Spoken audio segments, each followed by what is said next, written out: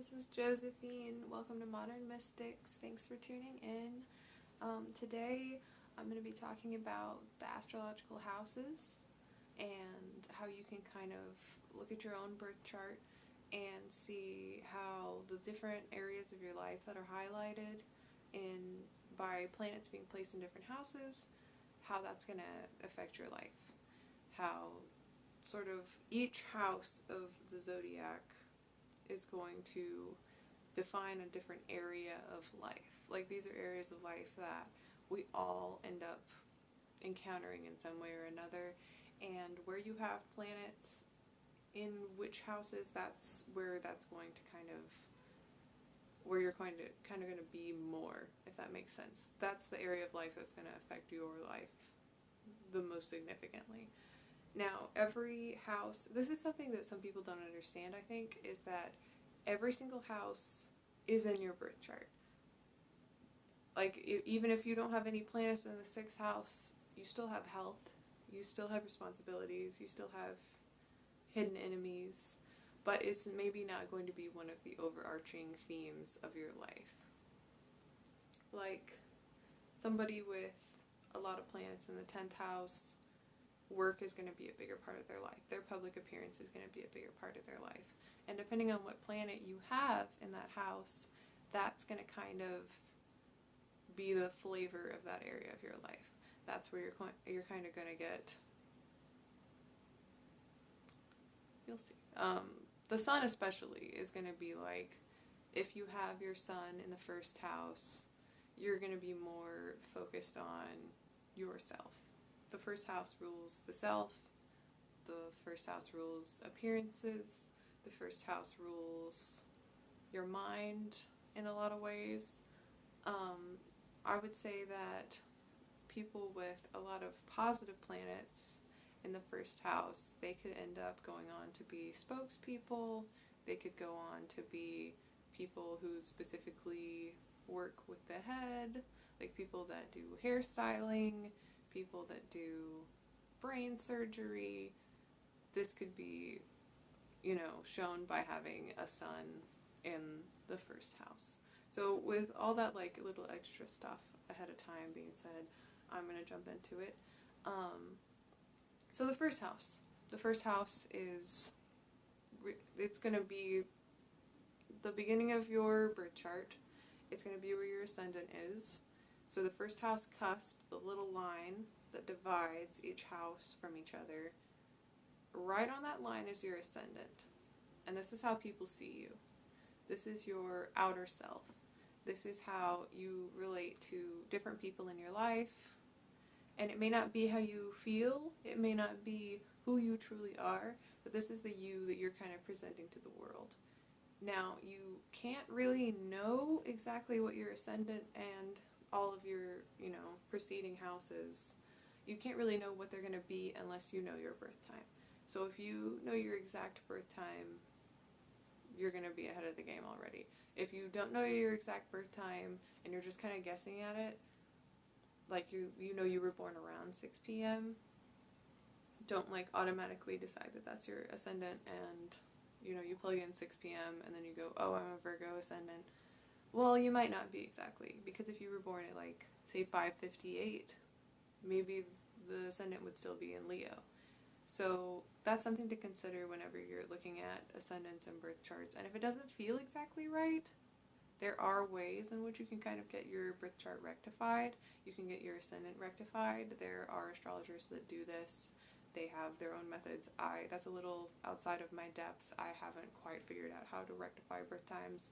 But I do think that it's a worthwhile thing to do, and it gives you a better idea of how you come across to others, how you appear. Like, if you have a Leo ascendant, your hair is going to be a big part of how people see you. You're going to be seen as confident, you're going to be seen as maybe dramatic, you might be seen as a little more emotional.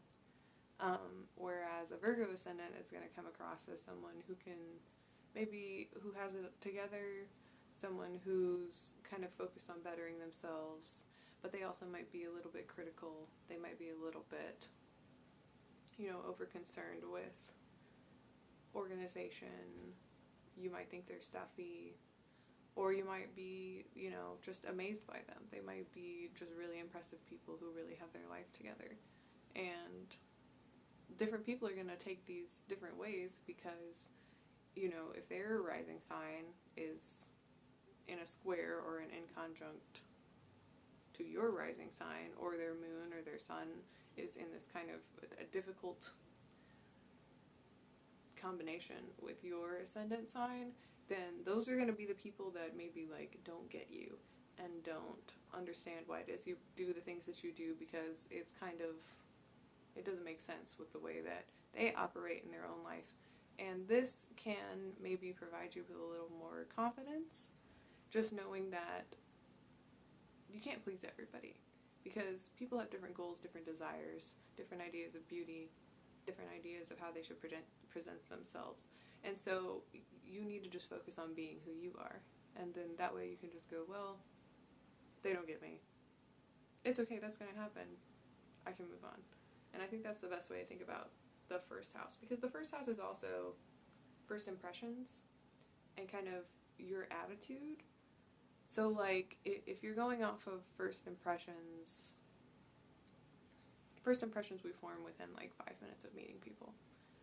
And so that's just how you're going to come across to people. You can't control necessarily how you come across to people. You can try and present your best self, but ultimately it's their perception of you, and don't worry about it too much, I would say. That was a little bit of a side rant. But yeah, it's the self, but it might be a little more the outer self than it is the inner self. So moving on to the second house. The second house is security. I would say people always say money. People say financial, material wealth. It's also just how secure you feel.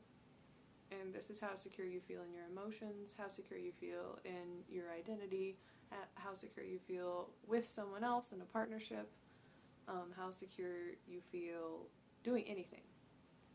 So if you have your sun in the second house, I feel that you're a more secure individual, but you might be somebody who's a little more concerned about, taking care of yourself before you take care of others. And this can be good. You can absolutely take care of yourself before you take care of others, so that you're able to give, the best version of yourself to them. But if you're always concerned about taking care of yourself, you're going to end up stepping on people, and that'll end up, coming back to haunt you. You don't want to be somebody who is so focused on how you can make sure that you're safe that you might end up just building all these walls up around you, and then you're not really being a genuine person. You've kind of just got all these walls up around you, and you are safe, but there's nobody in there to share it with you because you're too concerned about threats to your security. That's kind of the negative flip side of the second house. A good second house, you're going to be a generous person. You're going to be someone who's focused on making things better for everyone and making everywhere a more secure place to be, while also making sure that you are taken care of. It's not you're not stepping on everybody to get to where you're trying to go. You're just making sure that we're in a secure place. And while it's Aries does correspond to the first house, Taurus does correspond to the second house in just the traditional description of them. In your own chart, this is going to be ruled by the sign that is on the cusp of that house. So if you're looking at the first house, if you have Virgo there, if you say you're a Virgo rising, then you're going to look to Mercury. Mercury is going to be the ruler of your first house, because Mercury rules Virgo, if that makes sense. So then you're going to look to Mercury, and that can also help you learn more about yourself. In the same way, if you're moving down, and then Libra is on the cusp of your second house, then you can look to Venus, and then you kind of go, okay, well, however Venus is positioned in my chart, that's going to give me more of a clue as to what makes me feel secure, what makes me, help others to feel secure, like what can I contribute, as well as what is important to me in order for me to feel secure. So that's another thing to consider whenever you're looking at the houses. Excuse me. So just like keep that in mind whenever you're looking at your houses. Learn the rulers of each different sign so that you can go back and you can see how each planet is influencing that house. And then also whatever planets you have inside that house are more going to be, it'll help you to connect houses to other houses. So if Venus is in the first house, but it rules the second house, you feel more secure when you have your own money that you made, that, you were independent in acquiring it. You're not going to feel as secure with money that people are just giving you or just sort of loaning you. But if you have Venus in the 8th house, which is, trusting other people, investments, being dependent on other people, you might feel more secure when you know that there is someone in partnership with you and you're each giving to each other and it's a sort of mutual reception. That's kind of what you want to be aware of, is what makes you feel secure. And you might not know, and you may not really understand what makes you feel secure. Look to these rulers, and these rulers are going to give you a better look at what you need to feel secure. And that goes for every other house. Like, once we get into the 3rd house, the 3rd house is going to be kind of communication. It's going to be transportation to a degree, like short travels. It's going to be your siblings. It's going to be friends that you kind of see as your siblings, like very close friends. And these are ways in which you can kind of show up and help people, just like by being yourself, like giving of yourself. Whereas the 2nd house might be giving of money to help other people. This can be like giving of yourself and showing up and doing the work and putting in physical time to actually like help someone with what they're dealing with. This is going to look to the ruler of this. This is going to be how you communicate with other people. This is going to be how you enjoy spending time with your siblings, how you enjoy spending time with, your very close friends. This is going to be, it's going to illuminate a lot about your communication style. If you kind of don't understand how you come across to other people through communication, then you're going to look to the 3rd house. When you look to the 1st house, it's going to be kind of how they see you overall. Like, it's going to be your communication style, the way you dress, the way you look, the way you think. That's how they see all of it. But your communication style especially, and kind of, I would even say like how reliable you are, kind of comes up there. There's also going to be a little bit of school type related, like the way that you learn. That's going to also kind of be looked at in the 3rd house. We can also look to the 9th house for that, because 9th house is higher education, but I would say for like immediate learning styles, I would look at the 3rd house. So moving on to the 4th house. The 4th house, I'm going to say it's all family, but it's also, you can look at it more specifically as your mother. This is going to be maternal figures in your life. This could also be like a grandmother, whoever was like the motherly figure to you, or the multiple motherly figures to you. That's what you're going to look at your 4th house for. But it's also just any family, your overarching family, and then it's also your home. Your home, your hometown, those kind of anywhere that makes you feel nostalgic. And nostalgia is very tied up in the 4th house. These are, your past memories of your childhood. This is, your mother, how she raised you, just how you were raised. You can look at for the 4th house. And I would say that, like, your femininity is there as well. Like, you can also look at this for emotions. I would look at emotions 1st house, 4th house, maybe even 5th house. Because 5th house is more of dramatic expression of yourself. But the fourth house is a very emotional expression of yourself. This is your heart. This is like the place you feel safe. All of your, when you go back home, you feel like, oh, this is my home. This is where I belong. That's what the fourth house is going to kind of entail. And I would say that it also is kind of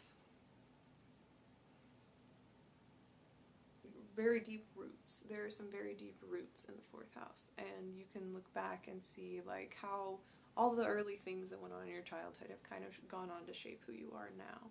That's those like very past memories from your early childhood that I think that's what the fourth house is kind of dealing with. So if you have several planets in the fourth house, then your home is going to be very important to you. Your mother's very important to you. If you have like Mars, Saturn, Pluto in the fourth house, you might have a difficult relationship with your mother, or you might have a difficult relationship with home. Either way, it can give you some enlightenment as to how you feel about home, how you feel about your childhood, how you feel about your early life. That's really what you can look at and find in the fourth house. So moving on to the fifth house. Fifth house, I would say the biggest thing that people talk about when it comes to the fifth house is children. The fifth house is it's a creative house. It's a dramatic house. It's an expressive house. And, one of the biggest things that you can create is a child.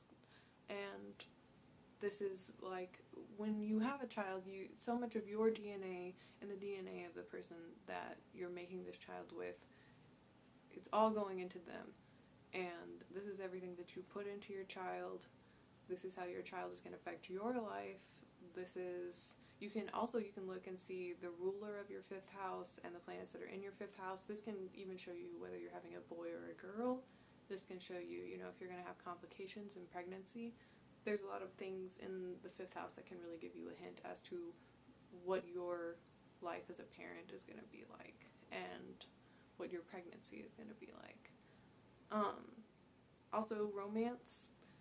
There's a lot of like dating. The people talk about dating when it comes to the fifth house, and it really is a kind of, it's like a sensual house, and it's a creative house, and it's like, well, we're starting out, we're doing something new, we're creating this new relationship. There's a lot of beginnings that you can see in the fifth house, but they're usually related to romance or children.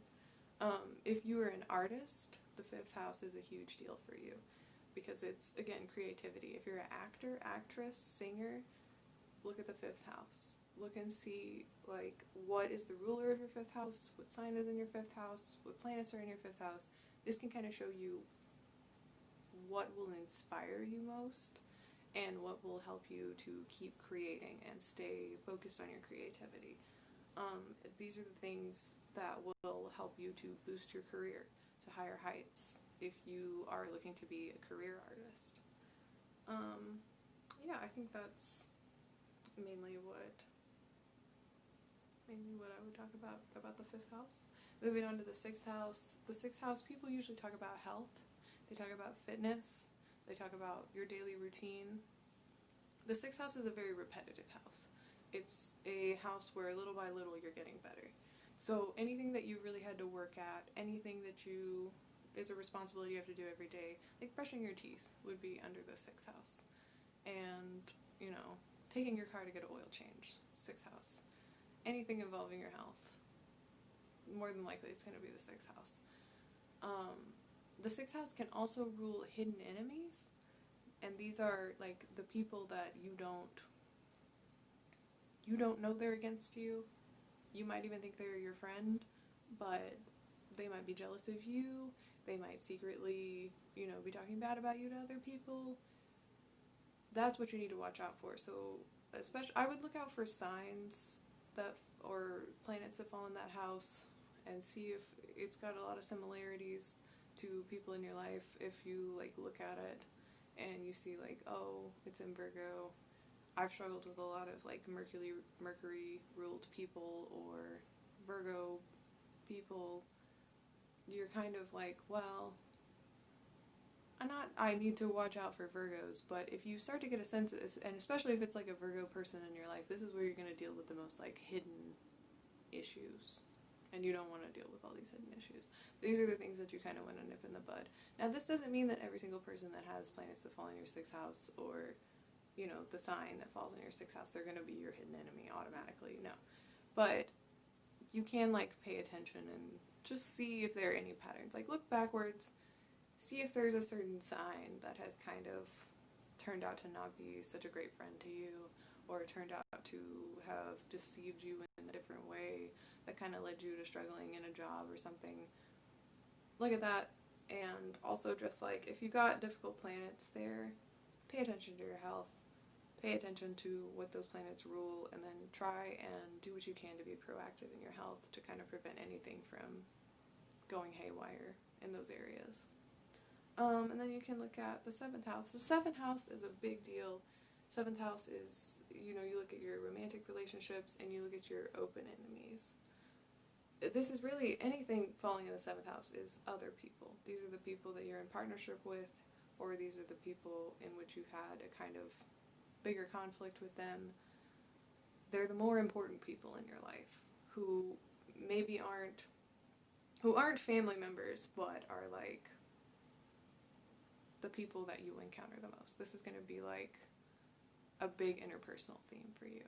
You'll probably notice you've dated a lot of people that have something related to the ruler of your 7th house sign, or that have this, you know, the same planets, or have planets that fall in your 7th house. These are going to be the people that you're spending a lot of time with. Marriage is there, business partnerships are there. Just pay attention to that when you're looking at the 7th house. It can show you, you know, the person you might marry might have, you know, significant planets, or, you know, significant planets that you have in the 7th house as significant planets for their birth chart. They might be the sign, but this can also go the same for open enemies, the people that you've struggled with the most. And this is the kind of dichotomy of, you know, a love-hate relationship with a sign. And you really want to be aware of your biases that you kind of hold. Don't, like, let that keep you away from certain people just because it's on that sign.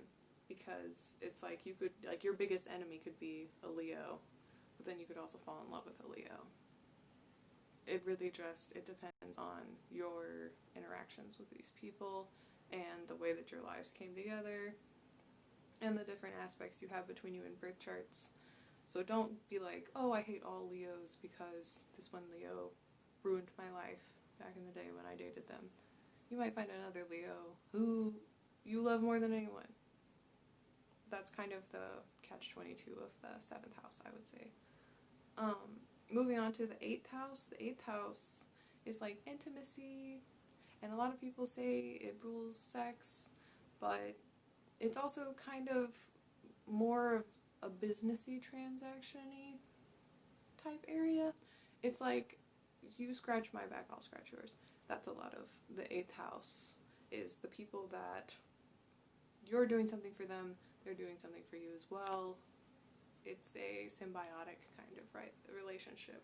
It can also be like inheritance or taxes, and this is because of your exchange of, you know, goods and services with the government, with, you know, your family members that are leaving things for you, other people's money, and the money that you have to give to other people. Any type of like balance of power is going to come from the 8th house. The 9th house, that's like travel, school, especially higher education, like university learning. It's going to be philosophy. It's going to be kind of opening your mind to the bigger picture. The ways in which you kind of have eureka moments and revelations are going to come from that. Religion. So if you grew up in a religion, you're going to see that in your 9th house. If you joined a new religion, You're going to see that in your 9th house. Really just pay attention to the sign that's on there, and that could also like lead you to where you're going to be spiritually. Like if you look and see that the moon is there, then maybe you're meant to be, you know, a spiritual person. Or maybe you're meant to do something involved with travel. Maybe you're meant to be a guru, or maybe you're meant to go into astrology, or maybe you're meant to go into teaching. That can all, you can see all of that in the 9th house. Let me see what else we got. 10th house. 10th house is a big one. 10th house can rule your father. As the 4th house rules your mother, they're in opposition to each other. So they're kind of, you know, working together by being very different. It's like they both have their own part to play.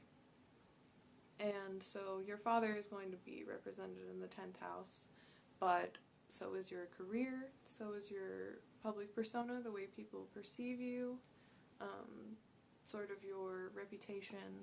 That's all going to be in the 10th house. You're going to want to look and see what's there, and maybe that can help show you what you need to do in order to get your career off the ground, what you need to do to kind of be more noticed in the public eye, if that's what you're looking to do. So if you've got Mars there, you might need to be a more courageous, a more brave figure. You might need to be more headstrong. And once you tap into that headstrong quality, you'll be able to kind of get your career off the ground. If you've been like trying to play the back, well, now it's time to like jump out and say, hey, I have an idea at the meeting, and be like, hey, I would be a great choice for your company.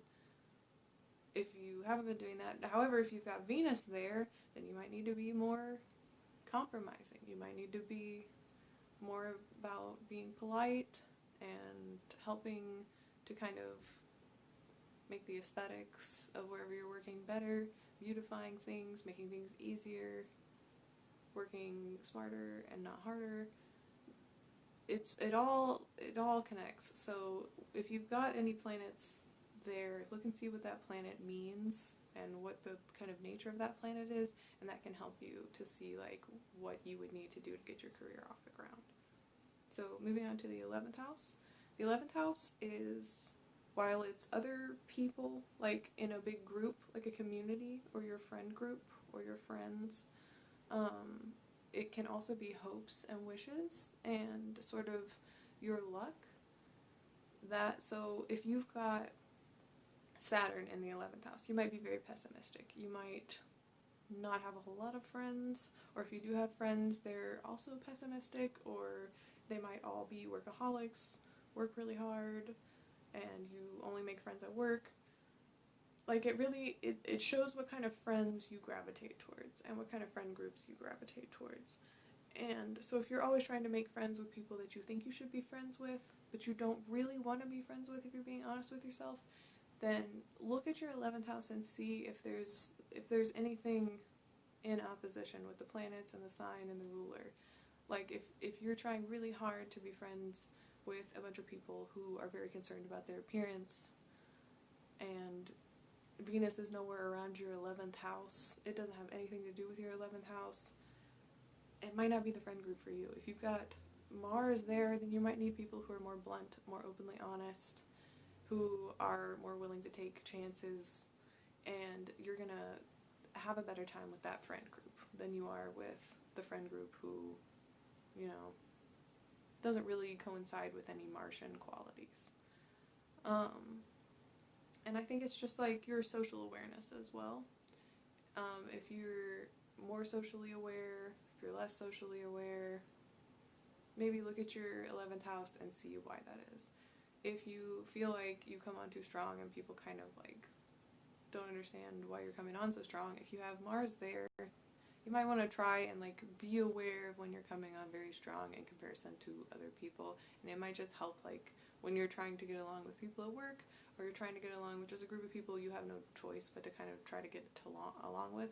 That's kind of what you need to be aware of, is what you've got in your 11th house, and this is how they're kind of going to receive you in a group, and that's the group that you are looking for. So to cap it off with the 12th house, the 12th house is a very nebulous house. It's a house that there's spirituality there, but it's a very kind of a noble spirituality. It's the type of spirituality that, like, you know things are there, but you can't necessarily see them right in front of your face. And karma and the golden rule, all that good stuff, that's going to fall under the 12th house. There's going to be also a level of introspection in the 12th house, where this is kind of how you experience your subconscious, I guess, and your inner self, how you relate to that inner self. And if you've got the sun and the moon there, you might have felt like an outcast a lot of your life, or you may have been stuck in a situation that you didn't want to be stuck in.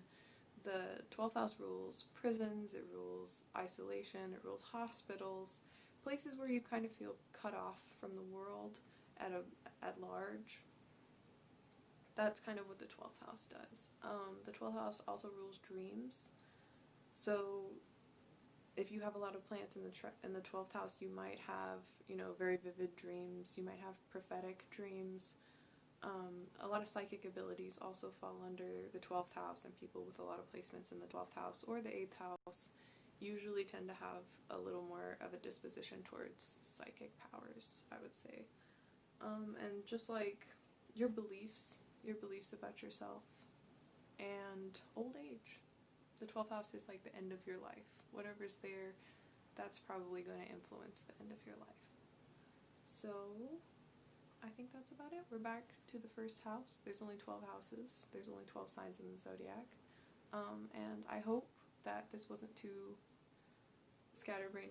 I know at the beginning I was just explaining rulers, but I hope that everything came across clearly, and I really hope that this has shed some light on the houses for anybody who was confused about it. Just look at these areas of your life and look at your birth chart and see how they kind of mesh. And I think it's a really interesting thing to do. And I hope you guys have a great rest of the week. And please tune in next time. Thanks, you guys. Bye.